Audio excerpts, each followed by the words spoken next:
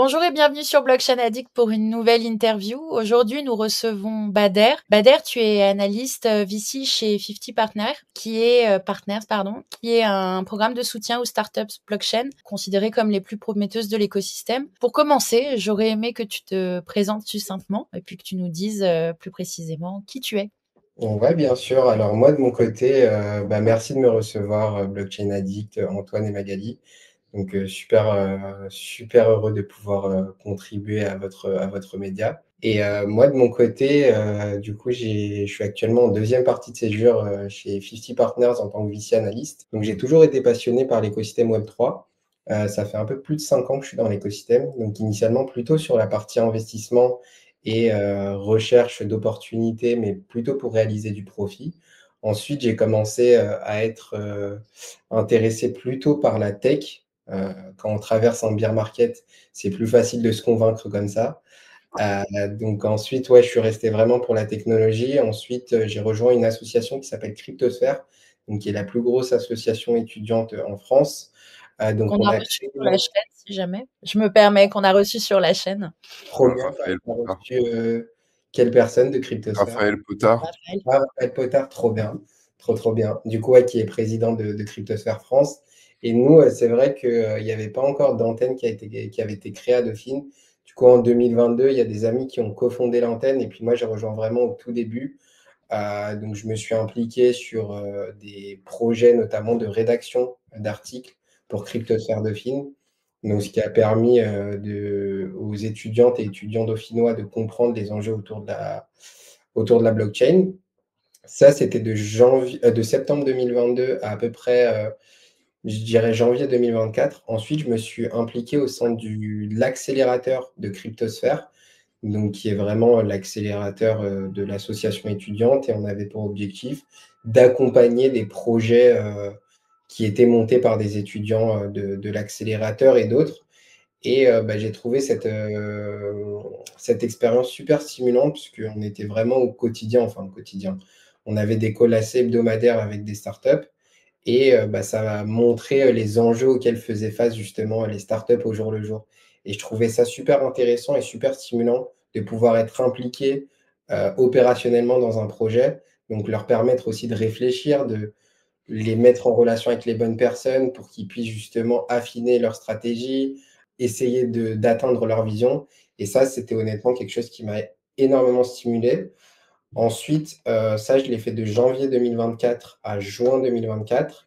Ensuite, j'ai commencé ma première partie de césure du coup chez Kiln, du coup, qui est un staking provider que vous devez probablement connaître.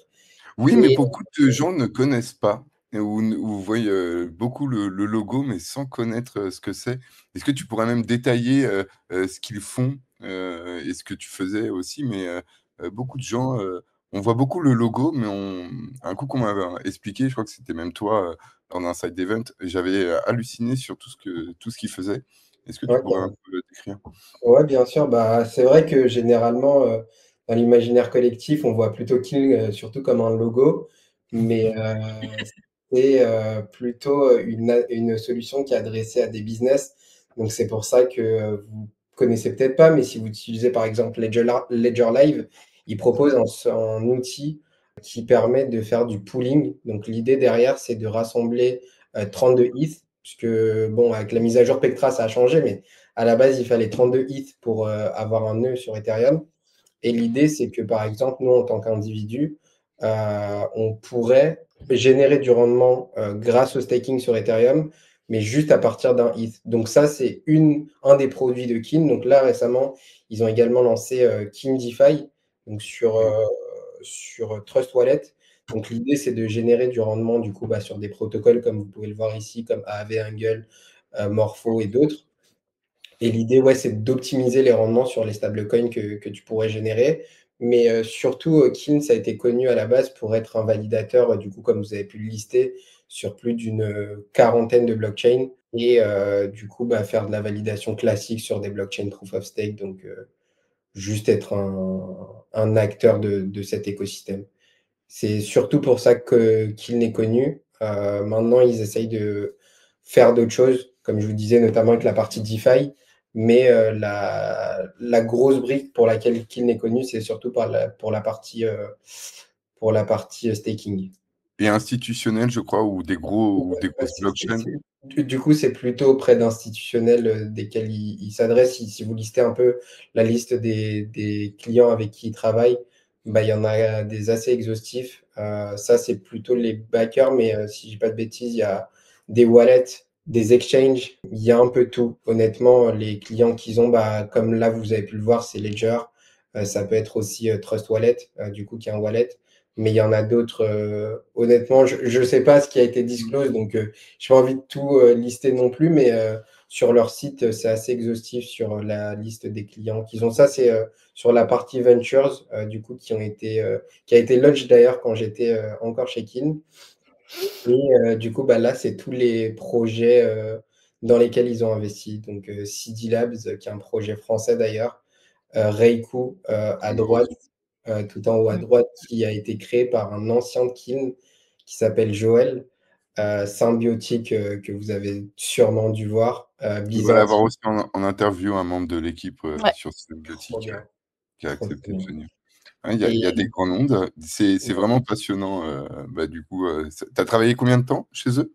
j'ai travaillé 6 mois, du coup, de juillet à janvier. Et d'ailleurs, pour la petite anecdote, j'ai eu 2 jours entre le moment où j'ai fini chez Kin et le moment où je suis arrivé chez 50. Donc, D'accord. Une petite transition, quoi. Tu as ouais, enchaîné tout de suite, très petite transition. Ouais, puis ça a dû être un peu un grand écart. Alors, ça nous permet un petit peu d'attaquer justement 50 Partners, mais ça a dû être un grand écart un petit peu, puisque même si Kiln, ça a l'air d'attirer des institutionnels, etc., on est quand même sur du staking, DeFi, etc., là où 50 Partners, ça a peut-être plus intérêt à chercher des choses qui sont moins niches. J'aurais aimé, avant que d'aborder vraiment 50 Partners, que tu nous parles un petit peu de Dauphine. Alors, c'était une question qui n'était pas prévue. Antoine, ne râle pas. Puisqu'en fait, je me demandais si tu as fait le cursus blockchain à Dauphine ou pas du tout, parce que je sais qu'ils en ont ouvert un, et je me demandais si c'était ce cursus-là que tu avais fait. Carrément. Alors moi, j'ai commencé à faire ma scolarité en première année classique, donc qui est la licence sciences des organisations. Et effectivement, cette année, en septembre, j'ai fait le certificat blockchain, du coup, qui n'est pas une formation à part entière, mais vraiment un certificat sur 1 an, qui a été initié par un professeur de l'Université Paris-Dauphine, qui est responsable d'un master, le 224, le Finance, Impact et Technologie. Et lui, il pousse vraiment toutes ces thématiques à Dauphine, et c'est super inspirant d'avoir quelqu'un comme lui au quotidien à Dauphine. Donc, j'ai eu la chance aussi de l'avoir dans un cours de banque et intermédiation financière en master en finance. Et il y a une grosse partie de son programme qui est dédiée justement à la blockchain et aux nouvelles technologies. Et son master est orienté sur ces thématiques également. Donc, c'est Et super. du, Ouais. et du coup, n'importe quelle personne qui est dans un cursus à Dauphine peut prendre c'est pas un module, c'est ni une formation, tu m'as dit, mais peut prendre son cours sur la blockchain, c'est-à-dire même le mec qui est parce qu'ils font par exemple la licence d'hôtellerie, marketing de luxe et tout là-bas, C'est ça. il peut faire son cursus. Oui, oui. Ouais, pourvu que Il y a la on soit place. un minimum intéressé par les thématiques abordées. Oui, oui, en l'occurrence, il n'y a pas de restriction sur les profils. D'ailleurs, la formation, elle est plutôt adressée à des personnes qui sont déjà en entreprise. Donc nous, en l'occurrence, dans notre cours, il y avait beaucoup d'étudiants, mais il y avait aussi des personnes qui travaillaient déjà, puisque à la base, c'est une formation continue. Ensuite, ça a été adressé aux étudiants, mais à la base, c'était plus une formation destinée à des professionnels. Le certificat blockchain. Oui, comme ce qui est disponible sur les MOOC, par exemple, les universités à distance. OK. Mm. Très bien, fin de la parenthèse, et merci Antoine. Ça m'intéressait je trouve que c'est super intéressant comme cursus, et je trouve que ça commence tu es pas le premier en fait à nous parler de Dauphine, et j'ai l'impression que c'est un module qui marche, enfin qui a du monde en tout cas. Bah, justement, on a la chance à Dauphine d'avoir Monsieur Alexandre aussi qui pousse ces initiatives. Donc, je tiens à le remercier. Je ne sais pas s'il regardera la vidéo, mais c'est notamment grâce à lui qu'on peut aborder ces sujets à Dauphine sereinement, si on peut dire ça comme ça. Donc, Passons maintenant à 50 Partners. Explique-nous brièvement ce que c'est. Alors, j'en ai parlé un petit peu en introduction, mais je te laisse prendre le bâton de parole. Ouais, bien sûr. Alors, 50 Partners, c'est un mix entre un accélérateur et un VC. Et l'idée derrière 50 Partners, c'est vraiment apporter le savoir et l'expertise de 50 entrepreneurs à succès d'un écosystème et puis de permettre au projet de bénéficier de cette expertise pour pouvoir croître au mieux. Donc, initialement, 50 Partners, ça a été créé il y a un peu plus de 13 ans par 50 entrepreneurs à succès de la tech, donc de manière générale. Ensuite, ça s'est verticalisé sur trois autres aspects, donc l'impact, la santé et tout récemment le Web3. Donc la verticale Web3 a vraiment été créée il y a 2 ans et demi par Richard Hamelin et Jonathan Bordereau.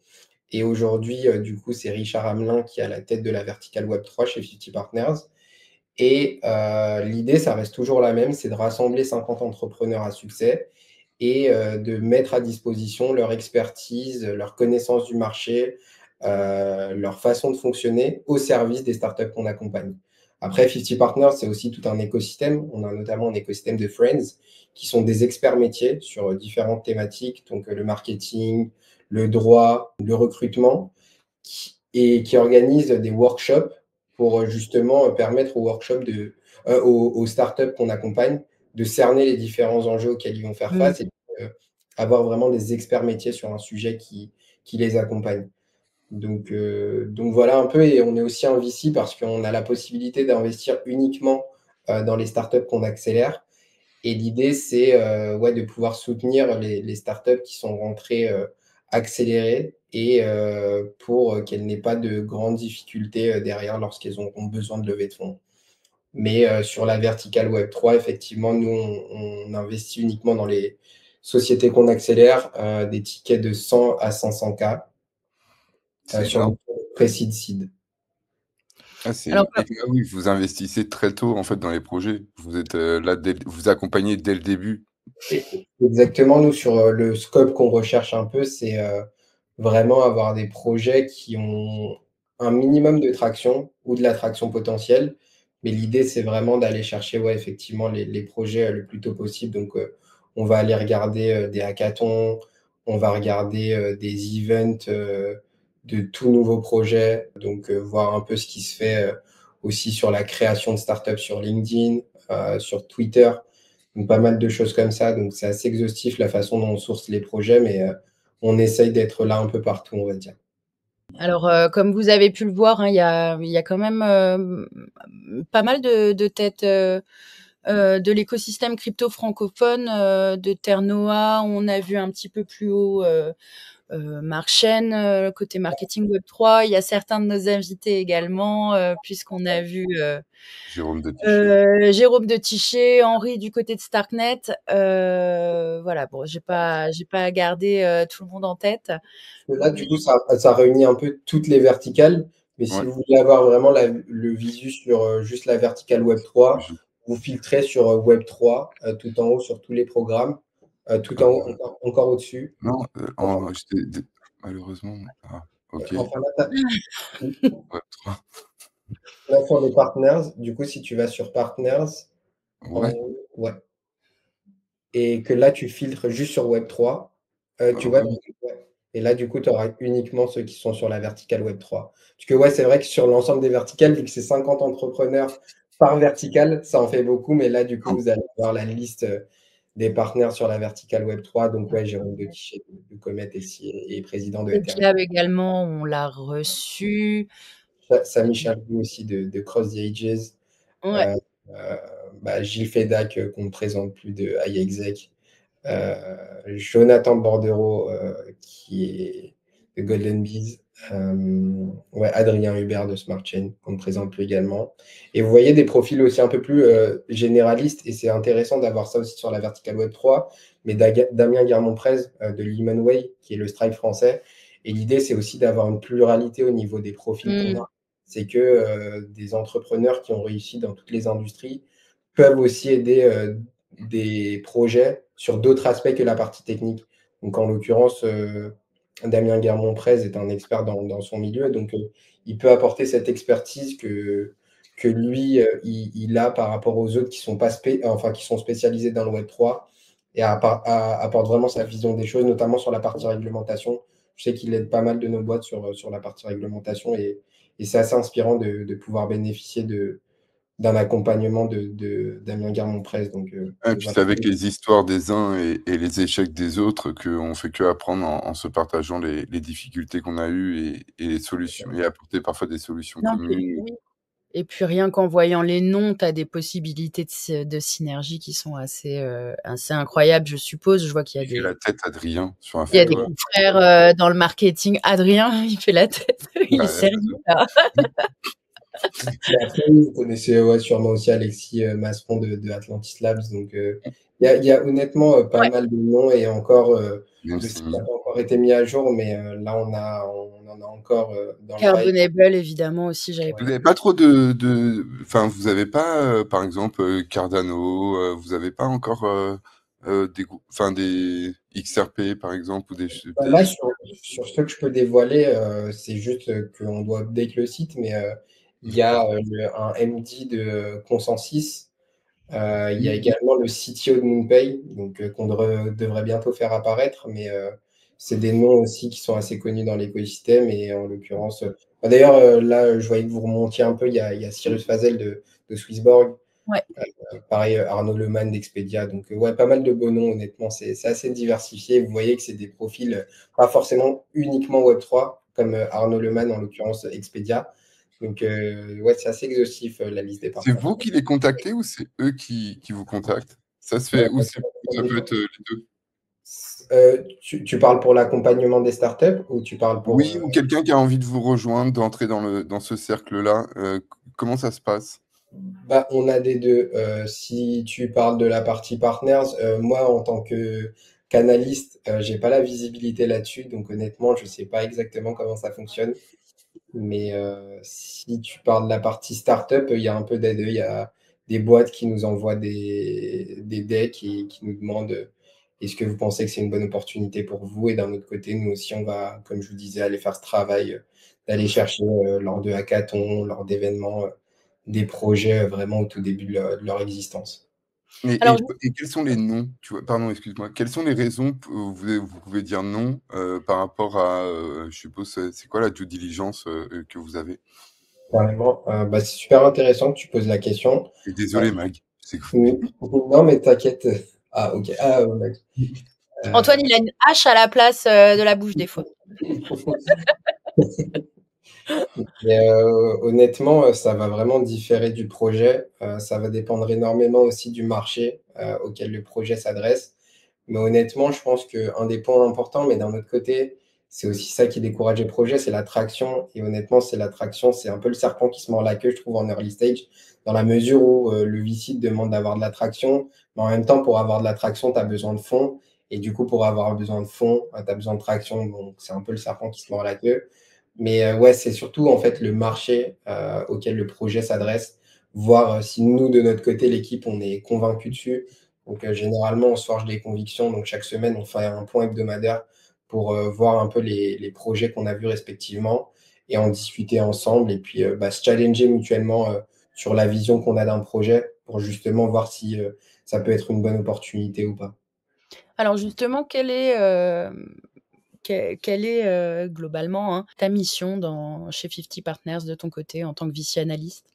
Ouais, carrément. Moi, au quotidien, l'idée, c'est de vraiment trouver les nouvelles pépites de demain. Donc, c'est faire pas mal de recherches, faire pas mal aussi de veille stratégique, voir un peu les écosystèmes qui ont le vent en poupe pour aller chercher les projets au plus tôt.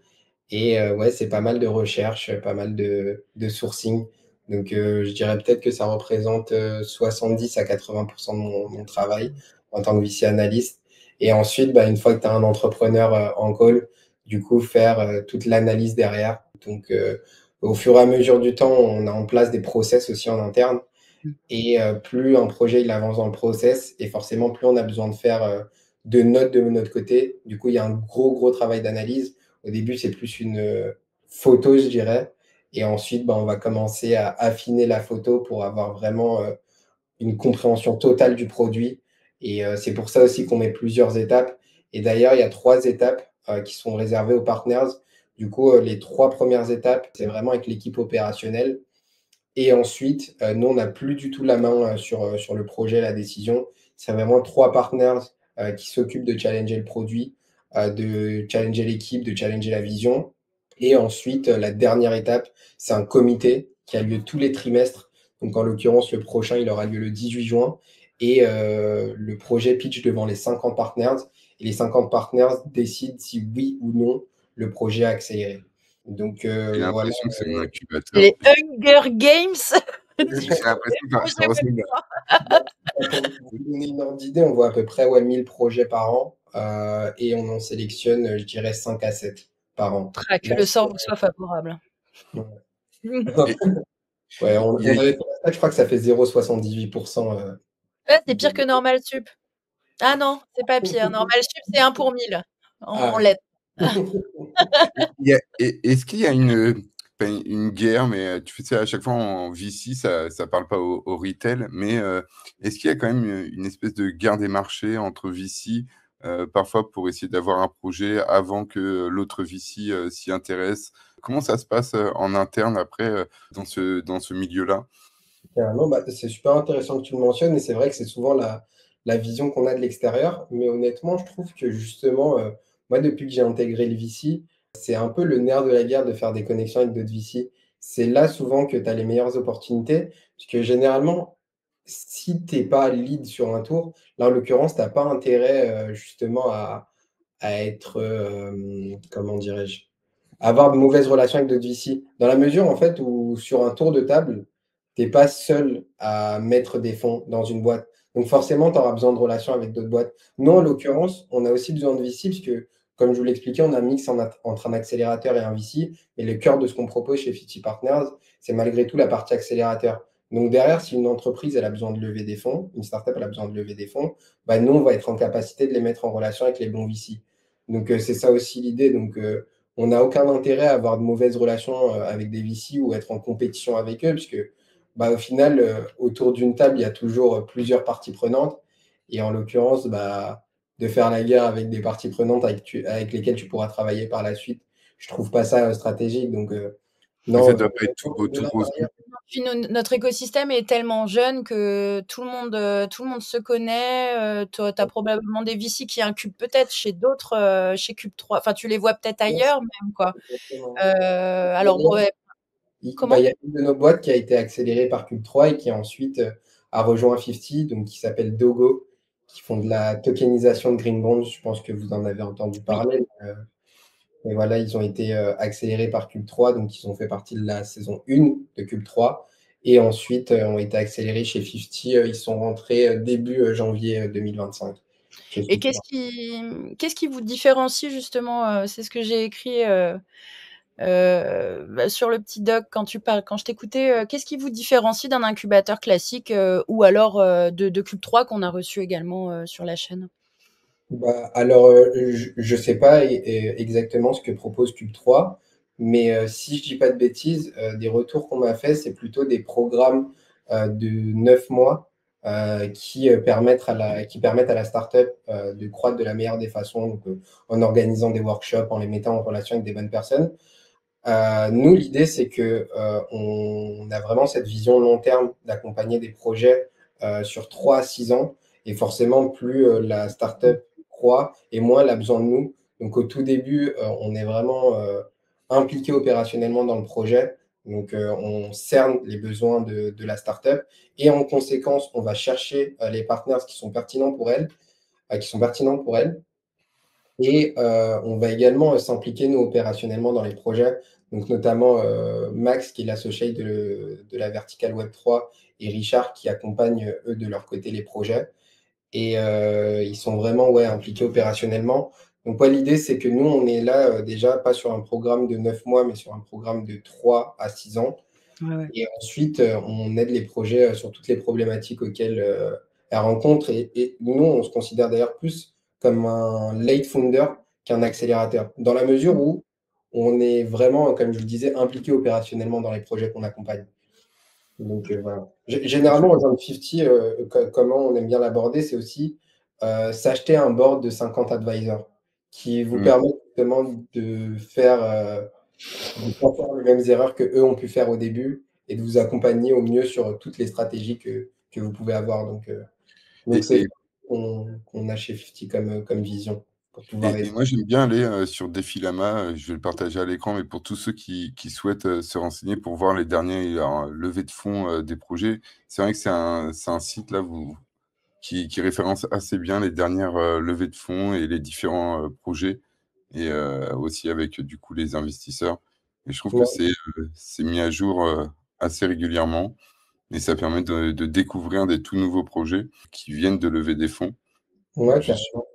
je suppose que tu y vas de temps en temps, comme tout le monde, pour observer qui a fait quoi. Mais je trouve que c'est un site, voilà, pour les personnes lambda qui nous écoutent et qui souhaitent s'intéresser au Précide, à la deuxième levée de fonds, à la série A, Mmh. ces mots-là, c'est pas mal, en vrai. Et Tu avais d'ailleurs, quelques sites aussi à Oui. recommander pour aller voir les levées de fonds ou les choses comme ça? ouais, bah, justement, bah, pour ceux qui nous écoutent, surtout, pour ceux qui souhaitent justement soutenir, des, startups, en early stage, bien évidemment, ça implique, un risque de perte, partielle ou totale de capital. C'est important de le mentionner parce que c'est des investissements qui sont très risqués. Maintenant, ce qu'on a pu voir de notre côté, et je pense que vous avez dû le voir du vôtre également, mais c'est l'essor de plateformes d'investissement dans des startups early stage, notamment Echo, ECHO et Légion, donc qui permettent justement d'investir dans des startups en early stage. Et l'idée, c'est d'avoir une sorte de communauté qui permet de rassembler des fonds pour soutenir des projets en early stage. Et bah, nous, on l'a vu chez 50, j'ai l'impression un peu de revenir sur la vibe ICO de 2017-2018, dans la mesure où là, bah, tu as des particuliers qui soutiennent des boîtes. Et honnêtement, je trouve qu'il y a eu vachement un shift dans l'industrie, surtout après le airdrop d'Hyperliquid, où on a pu voir en fait que malgré qu'ils n'ont pas reçu de fonds de VC, bah, le projet a très bien marché. Pourquoi? Parce qu'ils se sont très bien focalisés sur leur communauté.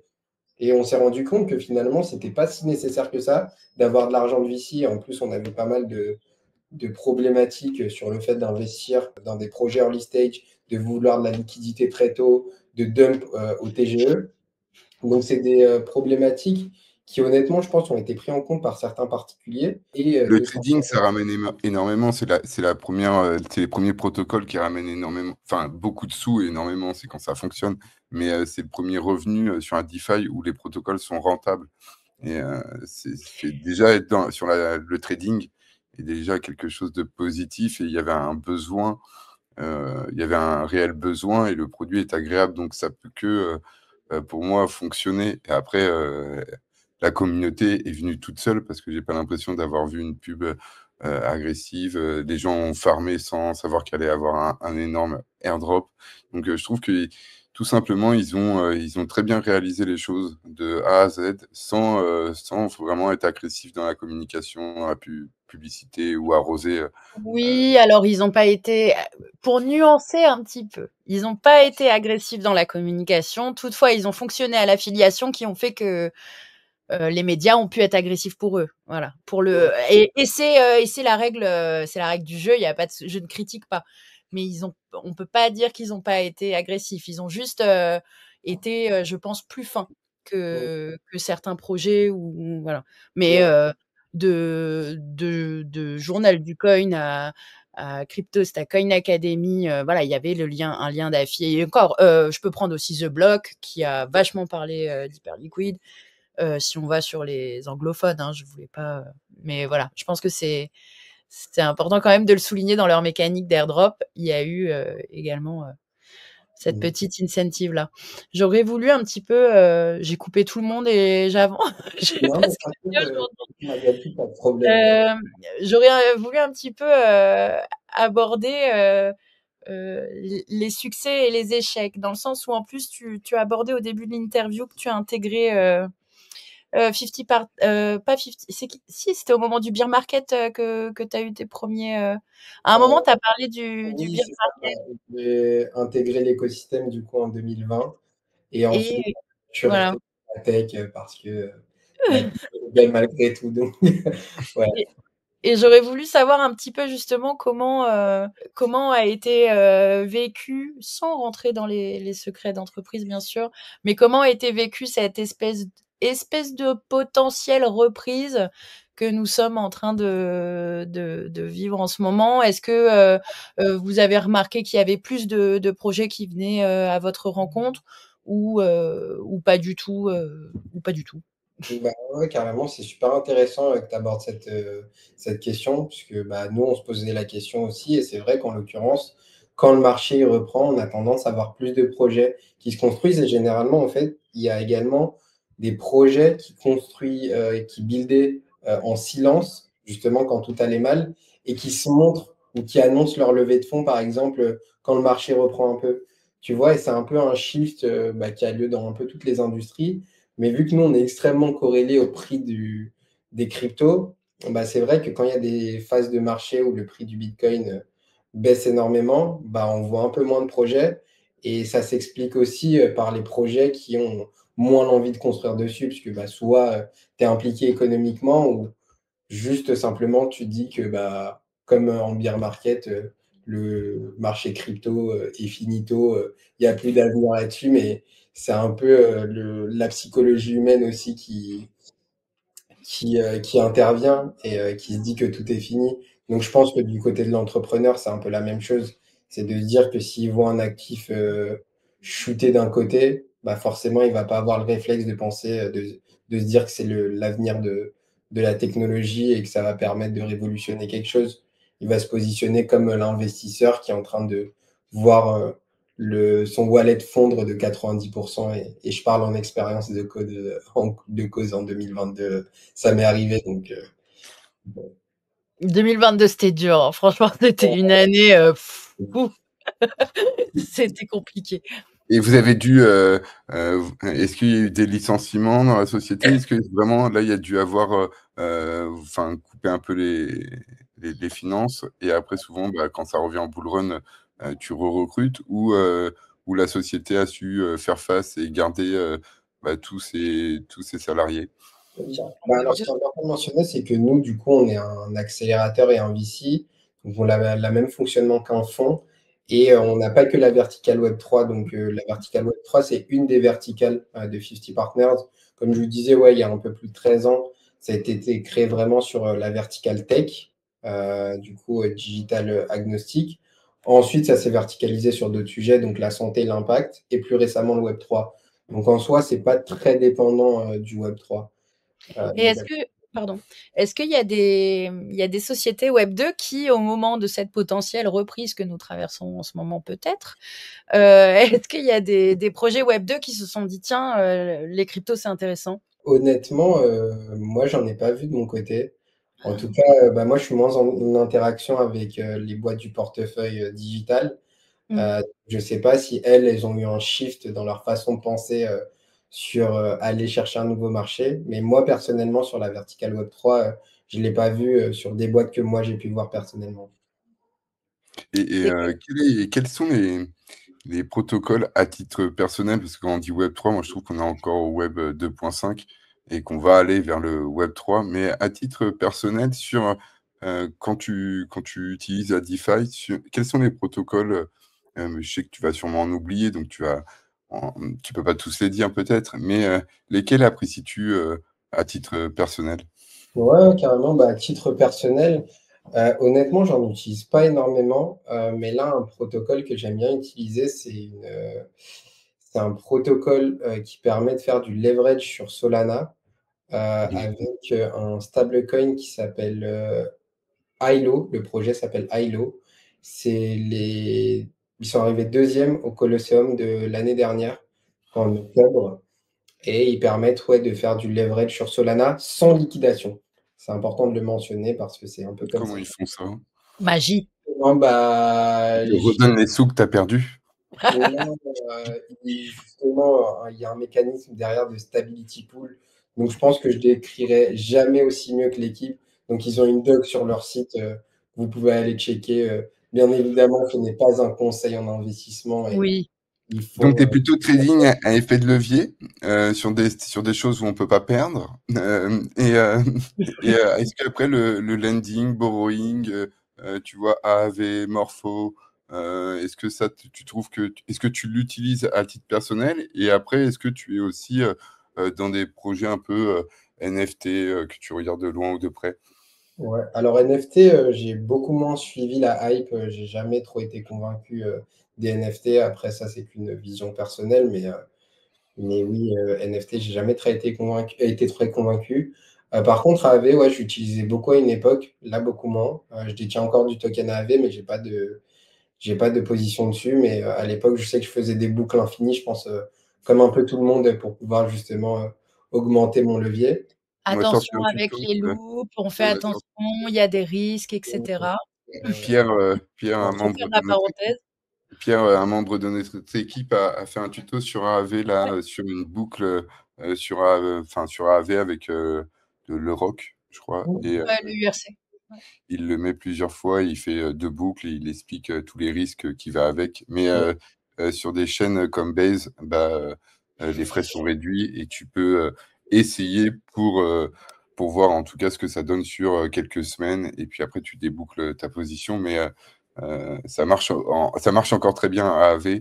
Et puis, tu as des concurrents comme Morpho qui sont aussi très bien. Ouais, carrément. Est-ce que tu saurais, alors c'est un peu tiré sur l'ambulance dit comme ça, mais est-ce qu'il y aurait, selon toi, un point commun aux projets qui ont échoué et un point commun aux projets qui ont à l'inverse réussi dans ceux que vous avez soutenus?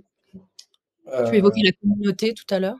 Ouais, je pense que c'est un point important, la communauté. Honnêtement, surtout sur des apps vachement orientées retail. Maintenant, je pense qu'en Europe, il y a aussi un gros enjeu de réglementation et que si un projet est pas capable d'aller chercher certains agréments, ça va être assez compliqué d'opérer. Donc, je pense que ça, c'est un gros facteur de succès ou Ouais. à contrario d'échec.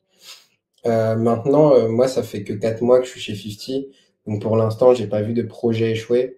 Donc, le nombre de boîtes en portefeuille ne fait qu'augmenter au fur et à mesure du temps. Donc, pour l'instant, j'ai pas vu de projet échouer et chaque projet avance à son allure.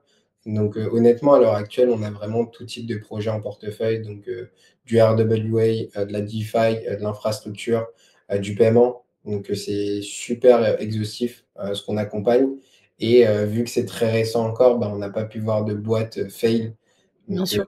j'espère qu'on n'en verra aucune aussi. Et l'idée, c'est pour ça aussi que 50 Partners a été créé, c'est que derrière, on a vraiment cette vision 360 de l'écosystème et d'avoir des partenaires qui sont utiles pour les boîtes. Justement, ça réduit ce taux, on espère le plus proche de zéro, mais on sait que le 100% de réussite n'existe pas, mais au moins on essaye de mettre à disposition toutes les ressources aux startups pour qu'elles puissent évoluer au mieux.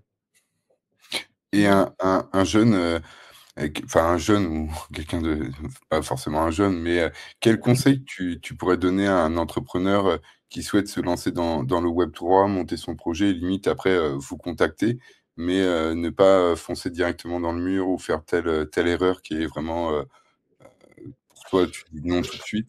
Voilà, Ouais. quels sont les petits conseils, les petits tips que Quel tu est le pourrais truc rédhibitoire? Moi, par exemple, c'est pas savoir conjuguer les verbes du troisième groupe. C'est rédhibitoire. Non, honnêtement, un sujet auquel on discute pas mal avec l'équipe, c'est le token. Et honnêtement, c'est bien d'avoir un token, mais il faut savoir trouver de l'utilité, donc faire de l'utilité classique. il y a la Aujourd'hui, gouvernance, c'est tu vraiment, abuses. Il y a c'est il y a vraiment toujours la partie gouvernance, hein, quand même. si la partie gouvernance, ça va alors. Gouvernance staking, ça va. Ah OK, le Non, mais token. vraiment, savoir, capter la valeur, que le token soit capable de capter la valeur et ça, c'est tout un métier du coup, tokenomics, c'est comme son nom l'indique, c'est vraiment trouver, toute une économie autour du token et ça, je pense qu'il y a pas assez d'entrepreneurs qui tacklent cette problématique et c'est vraiment important quand on souhaite lancer un projet crypto et si vous voulez faire un projet Web3, n'hésitez pas à ne pas faire de token. Honnêtement, si vous voulez lancer des projets, on peut regarder des success stories en France. Sauf s'il monte. S'il fait que monter, c'est bon. S'il fait que monter, ça va Non, alors. c'est vraiment le point compliqué en effet, et on en a vu des projets aussi bien francophones que non francophones. La sortie de leur token, c'est rarement une partie de plaisir. Souvent, c'est une bonne zone de turbulence pour les projets. Faut avoir les reins solides. C'est là qu'ils sont testés. En plus, en général, ils perdent une partie de leur trésorerie parce que les tokens s'effondrent. Voilà, non, c'est le moment important. Et puis c'est là aussi où du coup, leur communauté et la bienveillance de leur communauté entrent en jeu. Puisque si le token s'effondre et puis que tu as toute ta communauté qui te pourrit sur les réseaux, et réputationnellement, faut aller derrière essayer de remonter. Pour peu que tu aies un média qui te titre pump and dump, que se passe-t-il sur la blockchain machin. Et là, voilà, c'est une petite période traversée du désert. Mais c'est malheureux. Il y a toujours une confusion entre la bourse. Moi, je la trouve encore, hein, mais entre détenir une action Apple ou détenir des jetons Avalanche n'est pas du tout la même chose. Et beaucoup de personnes disent ah, je détiens une part d'Avalanche. Pas du tout. C'est pas du tout comme ça. Mais ceux qui, les nouveaux venus, ont toujours cette impression-là au départ quand ils prennent leur premier jeton d'un projet. Ils ont l'impression de faire. Des projets. Ouais, et je trouve qu'il y a encore une barrière où l'éducation doit encore se faire parce que c'est pas du tout ça. Et OK, c'est surtout sur le jeton, je comprends, et sur l'aspect s'entourer parfois par rapport à l'équipe. Quel conseil tu pourrais donner à quelqu'un qui se monte encore dans le Web3 mais qui est en train de construire son équipe? Honnêtement, ouais, c'est souvent ce qu'on voit, les projets qui réussissent le mieux, c'est avoir des profils assez complémentaires. Donc, vraiment d'avoir un CEO qui est la vitrine de la boîte et c'est quelqu'un qui est capable d'aller pitcher devant des VC et capable de défendre sa vision. Et sur la partie CTO, ouais, plutôt d'avoir quelqu'un de solide techniquement qui est capable de construire une infrastructure ou un produit solide et derrière, ouais, d'aller chercher cette complémentarité dans une équipe. C'est assez important, je trouve, d'être complémentaire. C'est très bien d'avoir un produit qui est très concret, très solide, bien construit. Maintenant, c'est une autre chose d'aller le vendre. Donc, pour les solo entrepreneurs, c'est possible, hein. Je pense que si on se donne les moyens, on est capable de tout. Mais, c'est important de bien s'entourer et surtout de trouver des profils complémentaires. Marketing et développeurs, en général, c'est vraiment les profils un peu clés. Il y a des projets qui ont des équipes de marketing, ils sont je sais pas combien et ça marche pas.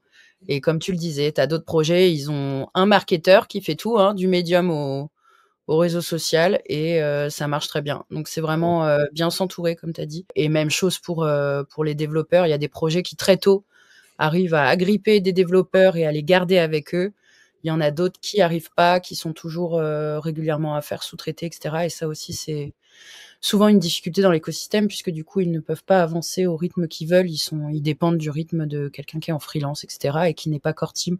Donc, core team qui ne fait pas partie du noyau dur de l'équipe, quoi. Je sais pas si, Antoine, tu avais une autre question avant que je commence à dire dans le format. Non, si, est-ce que tu as des figures ou des projets dans le Web3 qui t'inspirent ou voilà, qui sont pour toi des gens que tu apprécies et que tu regardes attentivement? Ouais, carrément. Honnêtement, j'ai suivi très tôt, quand je suis rentré dans l'écosystème, forcément, Owen Asher, du coup, qui m'a beaucoup inspiré. Et je pense que je suis en grande partie ici grâce à lui. Sinon, j'aurais jamais découvert aussi bien cet écosystème. Donc, toutes ces vidéos de vulgarisation ont été d'une grande utilité.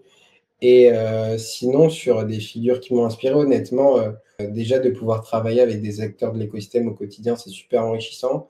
Mais d'avoir travaillé chez Kin, d'avoir pu rencontrer Laszlo, Thomas, Ernest, qui sont les cofondateurs de Kin, et de voir comment ils ont réussi à monter Kin depuis le début, ça m'a inspiré énormément. Et c'est pour ça aussi que d'un autre côté, j'ai voulu passer de l'autre côté pour pouvoir être capable de voir de plus en plus d'entrepreneurs qui construisent justement des projets from scratch, puisqu'on essaye d'aller vraiment au tout début de la boîte de notre côté et d'avoir vraiment cette vision d'entrepreneur. Et je trouve c'est super intéressant de pouvoir découvrir une diversité de profils et des visions totalement différentes sur tellement de thématiques et je trouve ça inspirant de découvrir des entrepreneurs au quotidien.